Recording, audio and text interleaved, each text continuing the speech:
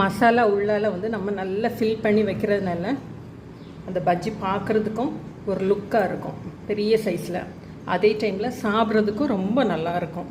போண்டா பஜ்ஜி எல்லாமே எல்லாரோட favourite item. Evening டீயோடு சாப்பிடணும் அப்படின்னா இது ரெண்டும் கலந்த ஒரு கலவை மாதிரி சாப்பிட்டு பாருங்கள்.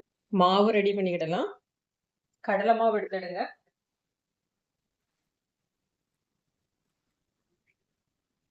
கடலை மாவோட 2 ஸ்பூன் அரிசி மாவு. கொஞ்சம் அரிசி மாவு போட்டால் அந்த பஜ்ஜி வந்து நல்லாயிருக்கும், கொஞ்சம் கிறிஸ்பாக இருக்கும். டேஸ்ட்டுக்கு உப்பு சேர்த்துடலாம். காரத்துக்காக கொஞ்சம் மிளகாய் பொடி, பெருங்காய பொடி, கொஞ்சமாக சமையல் சோடா, தண்ணி விட்டு பஜ்ஜி மாவு பதத்துக்கு கலந்துக்கிடலாம்.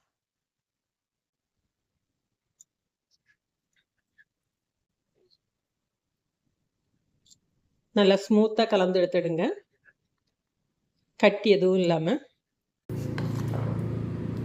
மாவு வந்து பதம் வந்து இந்த அளவுக்கு இருக்கணும். கொஞ்சம் திக்காக இருந்தால் தான் கோட்டிங் வந்து நல்லா கிடைக்கும், பஜ்ஜி நல்லா புஸ் புஸ்ன்னு இருக்கும்.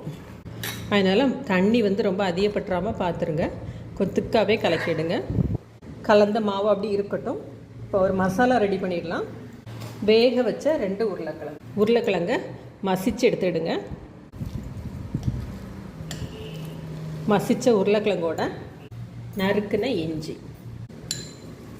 நறுக்குன வெங்காயம், கொஞ்சமாக மிளகாய் பொடி போட்டுடுங்க.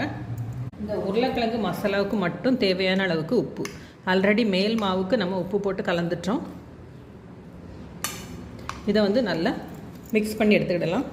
கைனால் கொஞ்சம் நல்லா அழுத்தி பிசைஞ்சால் தான் நல்லா சேர்ந்து கிடைக்கும். வெங்காயம் வந்து பச்சையாக சேர்க்குறதுனால ஒன்றா சேராது, ஸ்பூனில் கலக்குனா. இதுக்கு இனி வேறு எந்த ஒரு மசாலாவும் தேவையில்லை.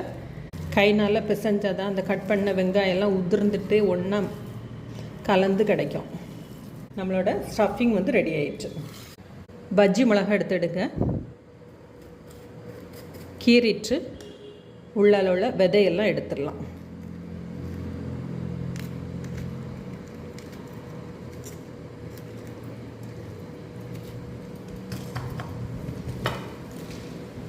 இதுபோல் எல்லாமே ரிமூவ் பண்ணி எடுத்துருவோம்.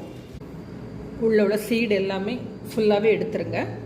நம்ம ரெடி பண்ண மசாலா எடுத்துடுங்க.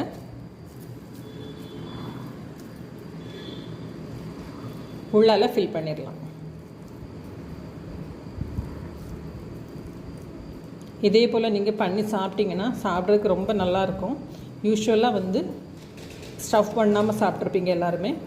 ஸ்டஃப் பண்ணி சாப்பிட்டு பாருங்கள், அட்டகாசமாக இருக்கும்.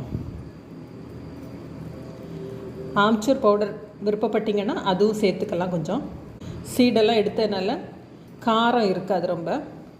அதனால தான் நம்ம வந்து உருளைக்கிழங்கு மசாலாவுக்கு கொஞ்சமாக மிளகாய் பொடி சேர்த்துருக்கோம். நல்லா உள்ள வர எல்லா இடமும் வச்சுருக்கேன். இதுபோல் எல்லாமே ஃபில் பண்ணி எடுத்துருவோம். மசாலா எல்லாமே நல்லாவே ஃபில் பண்ணிடுங்க ஃபுல்லாகவே. இதுபோல் எல்லாமே ஃபில் பண்ணி வச்சுட்டு நம்ம இப்போ ஃப்ரை பண்ண ஸ்டார்ட் பண்ணிடலாம்.